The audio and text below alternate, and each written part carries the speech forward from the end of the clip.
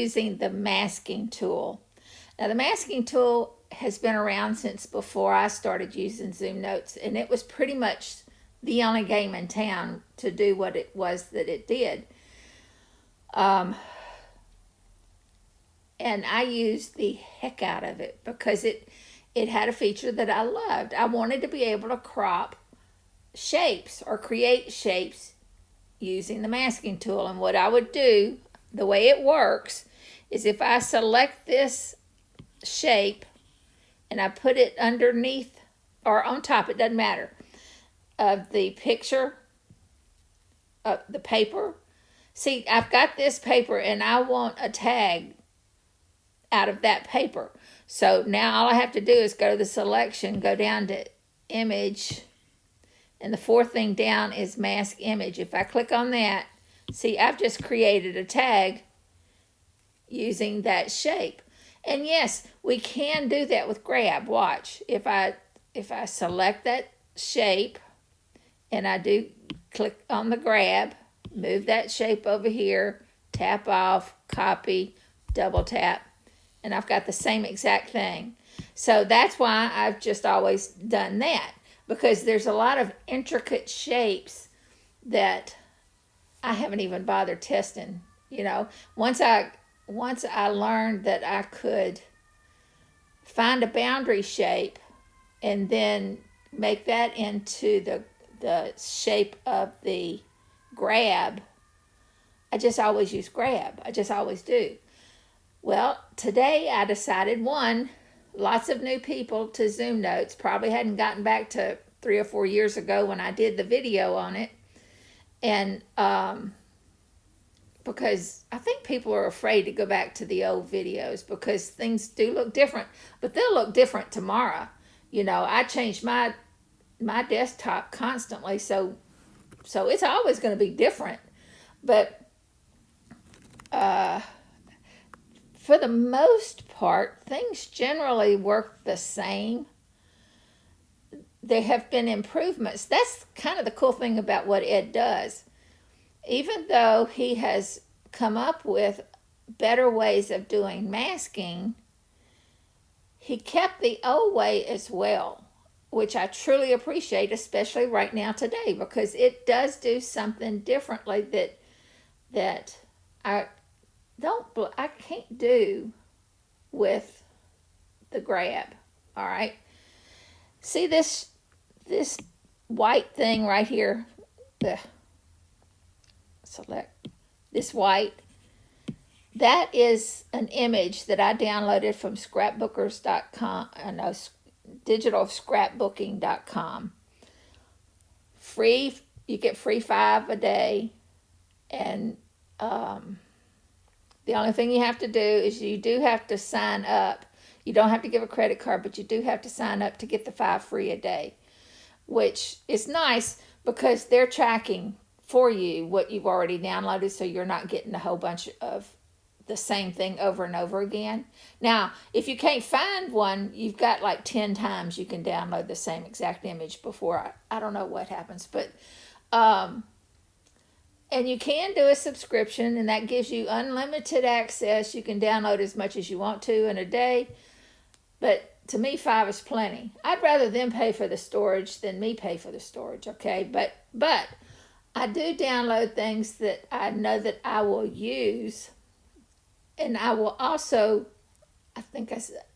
I look for shapes, not for necessarily the final product. And when I download stuff like this and this and this, all these are different shapes that I downloaded from there for free.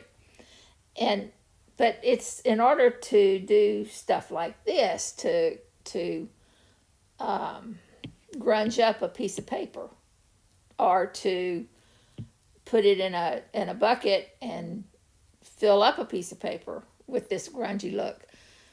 So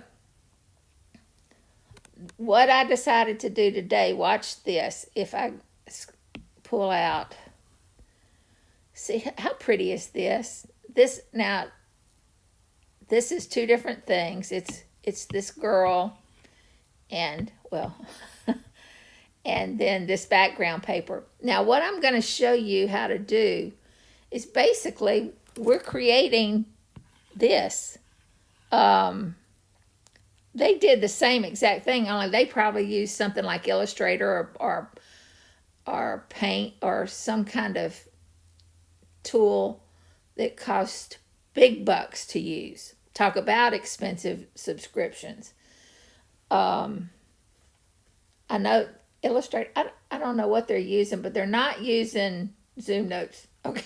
I'd bet money on it simply because of the training that they have on the website. But if they only knew that they could do what we are able to do with Zoom Notes.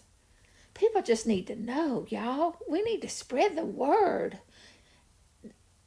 Zoom Notes replaces so many expensive packages. But anyway, okay, I digress. So I take this white thing right here and I put it on top of her face. Now, I'll put it on top. I want to move it to the top because that way I can see exactly what it's going to be grabbing. Let's see if I go here and move to front. And I drag it down. Now, if I select her and I do the mask image, isn't that pretty?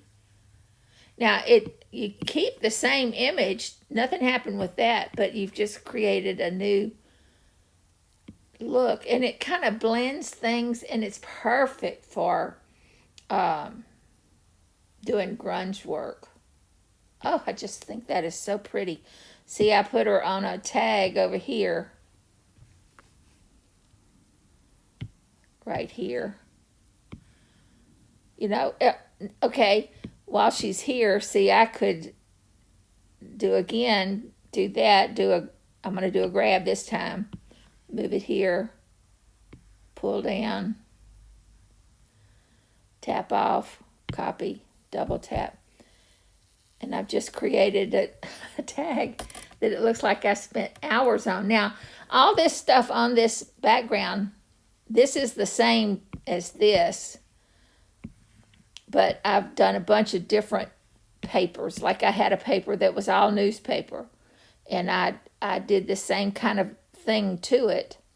Now watch, if I have a bubble wrap, if I go to, let's see, where was it? I go to my download here, and I search for bubble.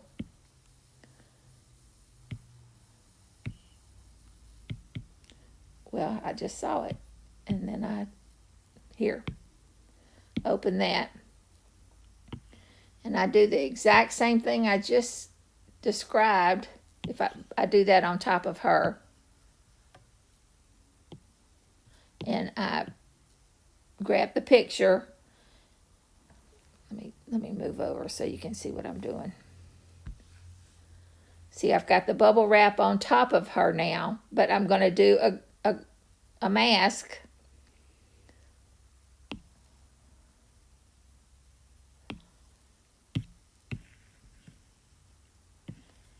And it'll go from all black to black and brown and lighter colors. So I've just created the same look. It's instant grunge. Too cool. Put it on top of her and it'll match. If I can find her. See, I did the same thing with this girl.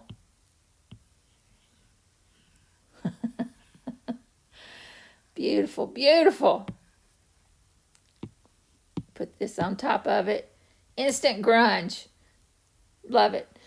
Anyway, that's all. That's all I wanted to show you guys. I just wanted you to see that the masking tool is a beautiful thing.